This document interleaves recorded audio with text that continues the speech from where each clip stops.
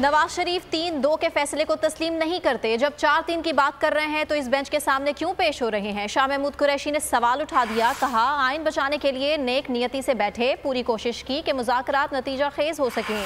PDM ने जो जवाब जमा कराया है उस पर सिर्फ इसहाक डार के दस्तखत हैं। उन्होंने कहा मुज़ाकरात में वक्फा हमने नहीं, उन्होंने मांगा था।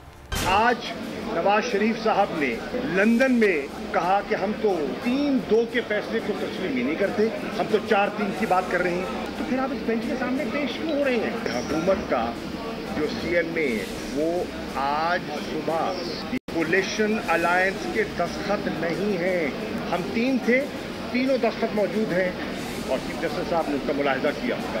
PDM अलायंस एक डार साहब के दस्तखत हैं और जब भी हमने बात की अली जफर साहब गवाही देंगे तो उन्होंने कहा कि नहीं ठहरिए, हमें अपने कोलिशन पार्टनर्स को एतमाद में। हवाए नफ्स की है हुक्मरानी, लुटेरा कर रहा है पासबानी। बोल न्यूज के मार्केटिंग हेड आकाश राम ताहा लापता, तफ्तीशी इदारे जवाब देने से कासिर। अहले खाना परेशान, बेटे की जुदाई में माँ गम से निढाल। जो बच्चो हिंदू पर आए थे जो को पाकिस्तानी, मुझे मेहरबानी करे पंहिंजो आकाश वापस कयो। अमरीकी सेनेट में कांग्रेसमैन की आकाश राम के अगवा के खिलाफ पुरजोर मुजम्मत। And I, of course, have been concerned about some of the terrible disappearances, some of the abuses of human rights in Pakistan.